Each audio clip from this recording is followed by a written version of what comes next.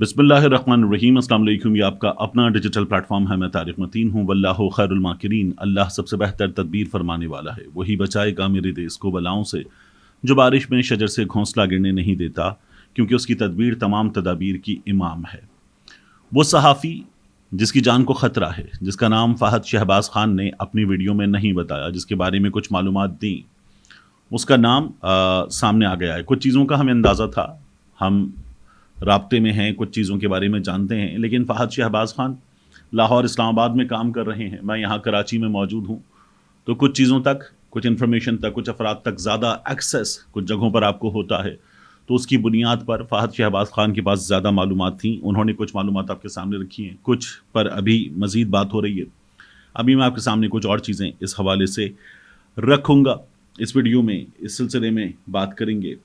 इसके अलावा इस वीडियो में हम बात करेंगे कि खैबर पख्तूनख्वा में पाकिस्तान तहरीक इंसाफ के एक वज़ीर साहब ने एक अजीब व गरीब कारनामा अंजाम दिया है। अली अमीन गंडापुर की काबीना के PTI के वज़ीर का ये कारनामा, ये भी मैं भी आपके सामने रखूँगा।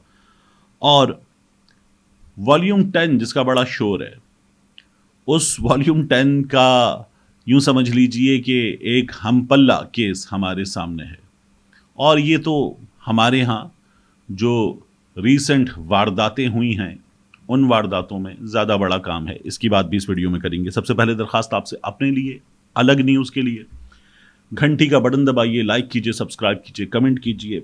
अब इस वीडियो के मौज़ूआत की बात। देखिए, सबसे पहले मैं आपको बताऊं कि इलेक्शन कमीशन ऑफ पाकिस्तान की सिकंदर सुल्तान राजा की, मियाँ नवाज शरीफ साहब की जमात मुस्लिम लीग नून की और मैंडेट चोरों की ईद तो ख़राब हो गई है। मैंडेट चोरों के लिए बुरी खबर है। और ये बुरी खबर ऐसा नहीं है कि कोई सहाफ़ी निकाल के ले आया है। ये बुरी खबर ऐसा नहीं है कि कहीं किसी मीटिंग में कुछ फड्डा हो गया है और उसके बाद आपके सामने आ गई है। ये बुरी खबर जो है ना, लोग अपनी चालें चलते हैं और अल्लाह अपनी तदाबीर फरमाता है, तो फिर चीज़ें निकल कर आ जाती हैं। ये बुरी खबर खुद निकल कर आ गई है। कफन फाड़ के मुर्दा बोलता है ना, उस तरह से हुआ है। ये जो आप वीडियो देख रहे हैं, ये रावलपिंडी की वीडियो है। ये जो आप ट्वीट देख रहे हैं, ये इस्लामाबाद के सहाफ़ियों ने, रावलपिंडी के सहाफ़ियों ने ऐसे कई ट्वीट किए हैं और अब ये सोशल मीडिया पर वायरल है। ये जो थैला है, ये मेरे आपके डाले गए वोटों का थैला है और ये थैला रावलपिंडी की सड़क पर पड़ा हुआ है। साफ शफाफ इलेक्शन हुए, मैंडेट आ गया। इफ्तिखार अहमद साहब बैठ के मुनीब फारूक और मंसूर अली खान के साथ प्रोग्राम में कहते हैं 92 नंबर के साथ कैसे चलाएंगे हुकूमत। ये इफ्तिखार अहमद साहब सवाल कर रहे हैं।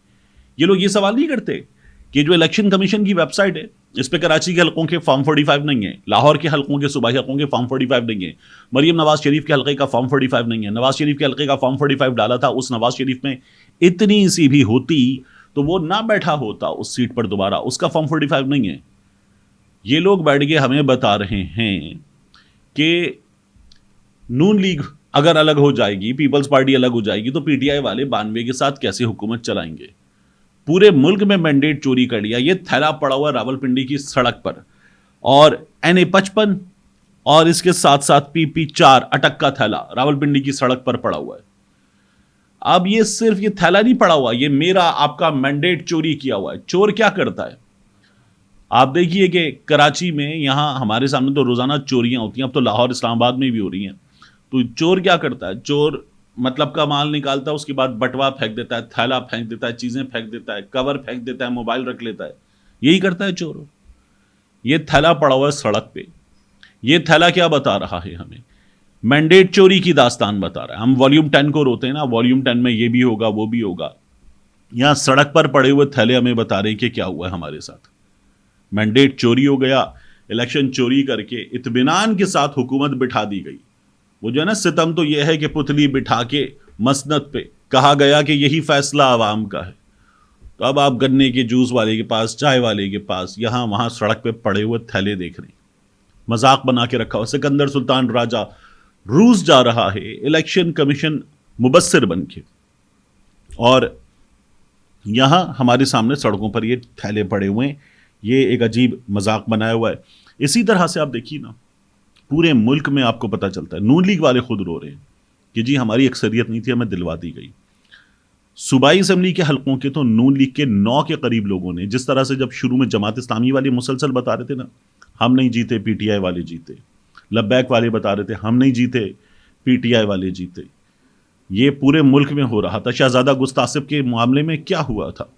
نواز شریف کی جماعت وہاں پر بھی تیاری کر کے بیٹھی تھی کہ مانسہرہ این15 یہاں پر بھی ہم جیتے ہیں، تو پھر وہاں پر جو جمیعت علماء اسلام فے کے وہ مفتی صاحب ہیں کفایت اللہ صاحب، انہوں نے کہا کہ نہیں جی یہ جیتا ہے، تو یہ نون لیگ نے کیا، مینڈیٹ چوری کر کے بیٹھ گئے، الیکشن کمیشن نے کیا، ان کے ساتھیوں نے کیا، اور اب یہ سڑکوں پر جو ہے کھلے عام ثبوت ان کے ہمیں پڑے ہوئے نظر آ رہے ہیں، ابھی اور بھی نظر آئیں گے اسی طرح کے کارنامے ان لوگوں کے۔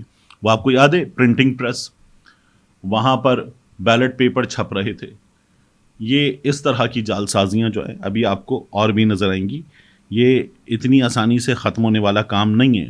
وہ نون لیگ کا جو عابد رضا کوٹلا ہیں وہ کہہ رہے ہیں کہ نہیں جی یہ جو چودھری سالک اور شافع جیت گئے ان لوگوں کو تو ووٹ ہی نہیں پڑا تھا، یہ دونوں غلط بنے ہوئے وزیر، اور جہاں نہیں جیتے وہاں پاکستان تحریک انصاف والے جیتے۔ اتنی بڑی بڑی گواہیاں سامنے آ رہی ہیں اس الیکشن مینڈیٹ کی چوری کی، نون لیگ کے اندر سے گواہیاں سامنے آ رہی ہیں۔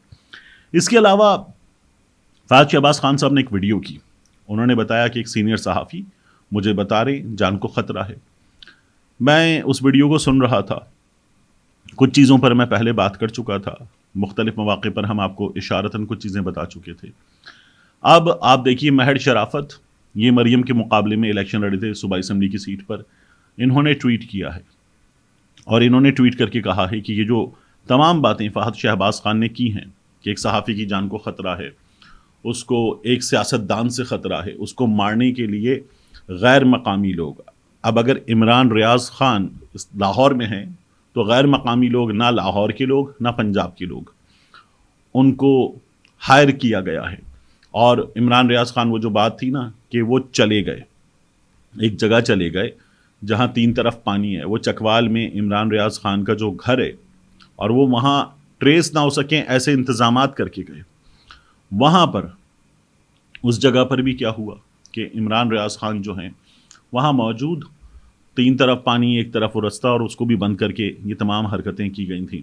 پھر عمران ریاض خان کو شروع میں ان کے گھر پر بار بار گرفتاریاں، غائب ہو جانا، غائب ہو جانے کے بعد تشدد کا نشانہ بننا۔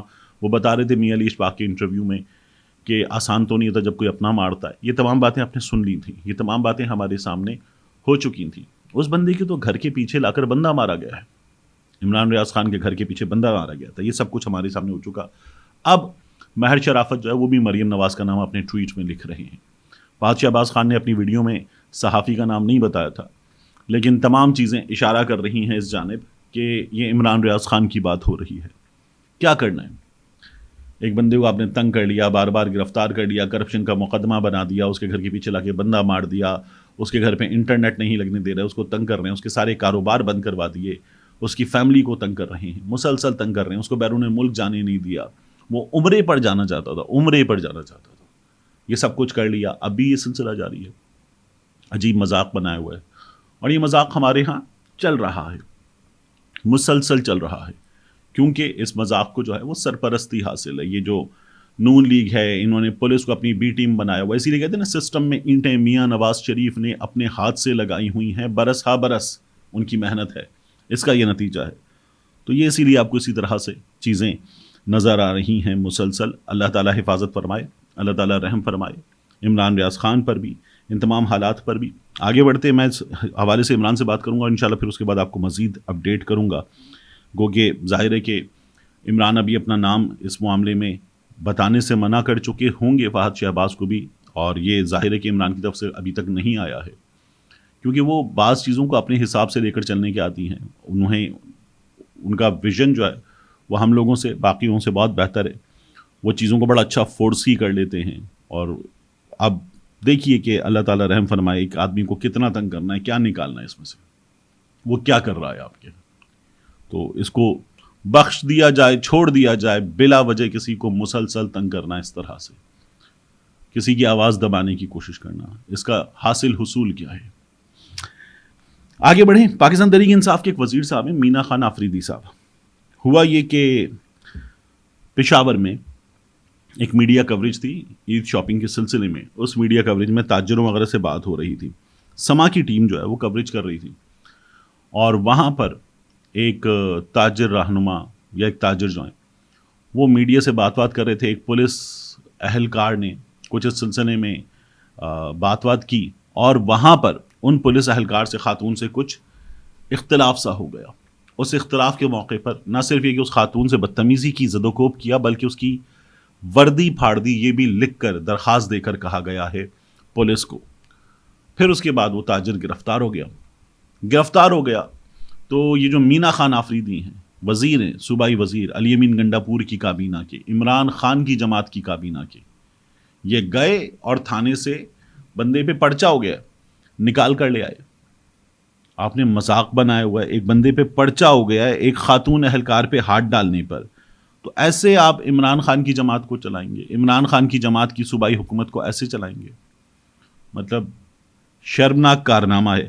آپ یہ دیکھیے کہ یہ عرفان خان صاحب ہیں, انہوں نے کہا کہ 10 سال سے یہی سنتے آ رہے تھے کہ خیبر پختونخوا کی پولیس کو غیر سیاسی بنا دیا گیا. خاتون پولیس کو گالیاں دینے اور وردی پھاڑنے کے الزام میں گرفتار ملزم کو تحریک انصاف کے صوبائی وزیر مینا خان آفریدی اپنے افغان تاجر دوست کے ساتھ پولیس اسٹیشن سے چھڑا کر یہ کارنامہ انجام دیا گیا. اب اس سلسلے میں باقاعدہ درخواست کی گئی تھی صدر CTGF خیبر پختونخوا عظمت گل کی جانب سے, اور انہوں نے یہ بتایا کہ میں بطور صدر CTGF آپ سے درخواست کرتا ہوں بخدمت جناب SP سٹی صاحب کہ یہ ہوا. اور پولیس کانسٹیبل رابعہ انجم نے بازار کے صدر سے کہا کہ وہ تحمل سے کام لیں. میڈیا سے ان کی بحث شروع ہو گئی تھی. تاہم بازار کے صدر نے لیڈی کانسٹیبل کو نہ صرف زد و کوب کیا بلکہ یونیفارم بھی پھاڑ دیا, جس پر لیڈی کانسٹیبل سے مذکورہ صدر کے خلاف تھانہ کوتوالی میں FIR نمبر 205 درج کرا دی. پھر اس کے بعد بھی کارروائی کے لیے درخواست دینی پڑی FIR کے بعد بھی, اور اس کے بعد بندہ ہی چھوڑا کے لے گئے. تو PTI کی حکومت ہے, اگر یہ تبدیلی کی حکومت ہے تو آپ کو مثال ہونا چاہیے. آپ کو باقیوں جیسا روایتی ظالم نہیں ہو سکتے, آپ کوئی نہیں ہو سکتا ظالم, لیکن اگر آپ تبدیلی کا نعرہ لگا کر آئے ہیں, تیسرا ٹرم ہے آپ کا, تو پھر یہ حرکتیں تو نہیں ہونی چاہیے. یہ وہی علی امین گنڈا پور صاحب ہیں, ان کی ویڈیو پہ لوگوں نے اعتراض کیا تھا. میں نے انیشیلی کہا کہ نہیں یار, مطلب لوگ کہہ رہے تھے کہ یہ کرکٹ کھیل رہے ہیں, عمران خان جیل میں, ہمیں تکلیف ہو رہی ہے, اچھا نہیں لگ رہا. میں نے کہا یار ہیلدی ایکٹیویٹی ہے, بندہ کرکٹ کھیل رہا ہے, مطلب کوئی کرپشن نہیں کر رہا, کوئی نازیبا ویڈیو نہیں آ گئی ہے, ہیلدی ایکٹیویٹی ہے, اچھی بات ہے. تو آپ کو تو, اور نہ کوئی پیسے کھا رہا ہے, آپ کو تو اس کو خوش ہونا چاہیے, اس پر سیلیبریٹ کرنا چاہیے, بجائے اس کے کہ آپ اعتراض کر رہے ہیں. لیکن پھر میں نے جب اس ویڈیو کو دیکھا تو مجھے اس میں ایک اعتراض کی چیز نظر آئی. یہ جو علی امین گنڈا پور صاحب کھیل رہے ہیں, اس میں سب سے پہلے جو صاحب شاٹ کھیلتے آؤٹ ہوئے وہ شاہ فرمان صاحب ہیں, گورنر خیبر پختونخوا رہے ہیں شاہ فرمان صاحب. اب اگر آپ نے ایک ایسے آدمی کو جو گورنر خیبر پختونخوا رہا, عمران خان نے اس کو گورنر بنایا, اس کے بعد وہ مشکل وقت آتے ہی میں انتخابی سیاست سے دستبردار ہوتا ہوں, نہ میں حصہ لوں گا نہ میرے بچے حصہ لیں گے, ہم الگ ہو رہے ہیں, وہ الگ ہو گیا تھا. اور اگر آپ اس شخص کے ساتھ وزیر اعلیٰ ہاؤس میں کرکٹ کھیل رہے ہیں تو پھر لوگوں کو ہرٹ ہونا چاہیے کہ یہ شاہ فرمان جو ہے جو پارٹی چھوڑ گیا تھا, ورنہ تو آپ ہر ایک کو کہتے یہ چھوڑ گیا عمران خان کو, وہ چھوڑ گیا عمران خان کو مشکل وقت میں. تو جو دیکھنے کی چیز ہے اس کو دیکھیں. آپ کہہ رہے ہیں کرکٹ کھیلنے پہ تکلیف ہو رہی ہے, جس کے ساتھ کھیل رہے ہیں اس کو دیکھیں, اس پہ آپ کو تکلیف ہو سکتی ہے. کرکٹ کھیلنے پہ تکلیف جو ہے اس میں مجھے کوئی ایز سچ ایشو نظر نہیں آ رہا ہے. اور آخر میں یہ عالیہ حمزہ کی تصویر ہے. عالیہ حمزہ کی تصویر میں نے آپ کو صبح بھی دکھائی تھی, PMI کے ان کی ہتھیلی پہ لکھا ہوا ہے. اس کے ساتھ دیکھیے آپ صنم جاوید کی تصویر. صنم جاوید جو ہے انہوں نے ایک کرتا پہنا ہوا ہے عمران خان کی تصویروں والا, عمران خان پرنٹ ہوا اس کرتے پر. یہ وہ خواتین ہیں 10 مہینے سے جیل میں ہیں اور سخت ترین جیل میں ہیں. ایک شہر میں جیل میں, پھر دوسرے شہر میں جیل میں, اور ان پر جو مقدمات ہیں وہ کوئی عجیب مقدمہ ہے کہ یہ خاتون جو ہیں وہ چند گھنٹوں میں نہ صرف یہ کہ آدھا لاہور جلا چکی تھی, بلکہ اس کے بعد یہ تھانہ قبر مشانی اور سرگودا پہنچا دیا آپ نے, وہاں پر بھی یہ. تو یہ اگر کر رہے ہیں اور یہ خواتین اس طرح سے کھڑی ہوئی ہیں, ڈٹی ہوئی ہیں, تو مجھے تو ان لوگوں کی یہ تصاویر دیکھ کر وہ یاد آتی ہیں خاتون جو آج وزیر اعلیٰ بنی ہوئی ہیں, مریم نواز شریف صاحبہ. مہینوں ٹویٹر چپ ہو گیا تھا ان کا, مہینوں کے لیے. اور والد جیل میں مہینوں کے لیے ٹویٹر چپ. پھر اس کے بعد محمد زبیر صاحب نے جنرل باجوہ سے, جنرل فیض سے ملاقاتیں کی تھیں, 2 ملاقاتیں. ارشد شریف شہید کے پروگرام میں باقاعدہ طور پر بتایا گیا. اور اس کے بعد مریم نواز شریف صاحبہ جو ہیں وہ اس قابل ہوئی تھیں کہ بول سکیں. میاں نواز شریف صاحب بول سکیں, ورنہ یہ لوگ چپ ہو چکے تھے, بالکل چپ, آواز بند ہو چکی تھی ان کی. تو آپ لوگ جو سیاست میں, جن کے بارے میں رانا ثناء اللہ کہتے ہیں نا ہمیشہ مزاحمت کی سیاست کی ہے, وہ کچھ 4-4.5 عشروں سے آپ سیاست میں ہیں, اور آپ لوگوں کی یہ سیاست ہے. جبکہ یہ خواتین, یہ ان کی عمریں دیکھیں, ان کا سیاست میں عرصہ دیکھیں, اور آپ ان کی ہمت دیکھیں, یہ نہیں ٹوٹ سکی. تو مریم نواز شریف صاحبہ جو وہاں پر موجود ہیں حرم میں, میں تو کہہ رہا ہوں کہ حرم میں موجود ہیں, دعا کریں کہ اللہ پاکستان لوٹنے والوں کو غارت کرے. اللہ پاکستان میں الیکشن, آپ کا بھی الزام ہے نا کہ الیکشن چوری ہوئے, آپ دعا کریں اللہ پاکستان میں الیکشن چوری کرنے والوں کو غارت کرے. اور اسی طرح سے پاکستان کی سلامتی کے لیے دعائیں مانگیں, پاکستان کے ہر دشمن کے لیے, پاکستان کے عوام پر ظلم ڈھانے والے ہر شخص کے لیے دعا کریں کہ اللہ اس سے غارت کرے. آمین الہی آمین. ملتے ہیں انشاءاللہ آپ سے اگلی ویڈیو میں. السلام علیکم. میں اس وقت آغا محمد کے ساتھ موجود ہوں سپر ہائی وے کراچی پر. یہ جو آپ عمارتیں دیکھ رہے ہیں یہ عمارتیں ہیں بحریہ ٹاؤن کراچی کی. بحریہ ٹاؤن کراچی اور اس کے بالکل دروازے کے ساتھ یہ دینی درسگاہ, اللہ رب العزت کا کام. یہ قرآن میں اللہ تعالیٰ فرماتا ہے کون ہے جو اللہ کی مدد کرے, اللہ کے لیے انصار کون ہیں, یہ اللہ رب العزت سوال کرتا ہے. یعنی اللہ ہمیں موقع دیتا ہے کہ ہم اس کے دین کے لیے کچھ کر سکیں. آغا محمد میرے ساتھ موجود ہیں. آغا صاحب السلام علیکم. وعلیکم السلام ورحمۃ اللہ وبرکاتہ. یہ فرمائیے کہ یہ جو ہے مسجد تو ماشاءاللہ بہت خوبصورت, بہت عالیشان ہے, اور اللہ کا گھر جیسا ہونا چاہیے. بالکل, اس میں اللہ ہمیں توفیق دے کہ ہم ویسا کام کر سکیں. اس کے بارے میں بتائیں یہ کیا ہے؟ جی طارق صاحب, یہاں کی سب سے پہلے پس منظر تھوڑا سا میں آپ کو خلاصتاً بتا رہا ہوں. یہاں پر جب ہمارا آنا ہوا 1996 میں, 1996 سے لے کر 2010 تک ہم خیموں میں رہتے تھے. ٹھیک.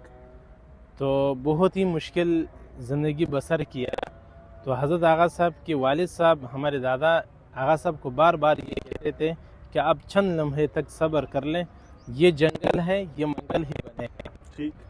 تو پہلے تو یہ تھے کہ ہم تھوڑے سے آزاد تھے. آزاد سے مطلب یہ تھے کہ شہر سے دور تھے, اتنے بوجھ اور زیادہ ذمہ داری ہمارے سر پر نہیں تھے. تو ابھی جب شہر ہی آ گیا تو ہماری ایک ارادہ ہے, ایک فکر ہے, ایک سوچ ہے کہ یہاں پر ہم ایک ایسا عظیم دینی درسگاہ بنائے ہیں جس میں دینی تعلیم بھی ہو اور عصری تعلیم بھی ہو, اور مخلوق کے لیے ایک خدمت ہو, اور اللہ تبارک و تعالیٰ اس دین کو مزید پھیلا ہے. تو یہاں اس کے لیے ہم نے ایک تعمیر شروع کیا جو 6 منزلہ پر مشتمل ہے. تو ہم سے 6 منزلیں ہوں گی, 6 سٹوریز. جی, تو ہم سے جتنا ہو سکتے ہم تو خود لگے ہوئے ہیں.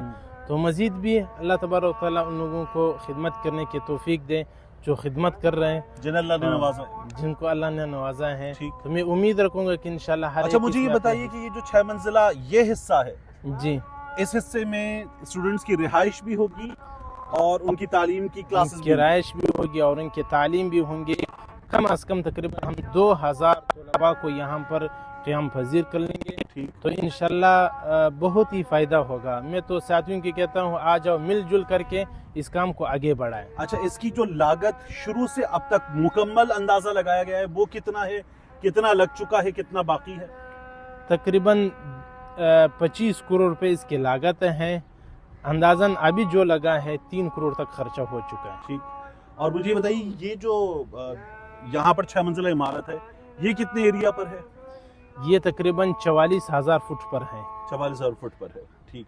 اور یہ جو پورا کمپلیکس ہے سڑک سے یہاں تک, یہاں پر پورا ادارہ تقریباً 9 ایکڑ پر مشتمل ہے. 9 ایکڑ پر. پہلے جو 15 ایکڑ تھے اب 9 ایکڑ پر ہے. ٹھیک. تو یہاں پر ایک دینی ادارہ اور ایک ساتھ اس کے ساتھ ایک اسکول اور ایک مزید ایک کالج کی ارادہ بھی ہمارے ہیں. تو بسا اوقات سب کچھ تو ہم ذمہ داری پہ نہیں لے سکتے ہیں کہ سب کچھ ہم خود ہی کر لیں. بالکل. تو ساتھ چلنے والے ہوں تو پھر انشاءاللہ گاڑی چلے گا انشاءاللہ. اللہ تبارک و تعالیٰ ان لوگوں کو بھی جزائے خیر دے. دعا کریں گے. میں خود یہاں پر آپ نے حکم دیا تو میں حاضر ہوا. اور کچھ اور دوستوں کو بھی انشاءاللہ یہاں پر لے کر آئیں گے. جزاک اللہ خیر. اللہ تعالیٰ توفیق دے سب کو کہ وہ اس کام میں حصہ ڈالیں آمین. اور کوشش ہم بہتر سے بہتر کرنے کی کوشش کریں گے. جزاک اللہ خیر. تھینک یو سو مچ. ٹھیک ہے. السلام علیکم.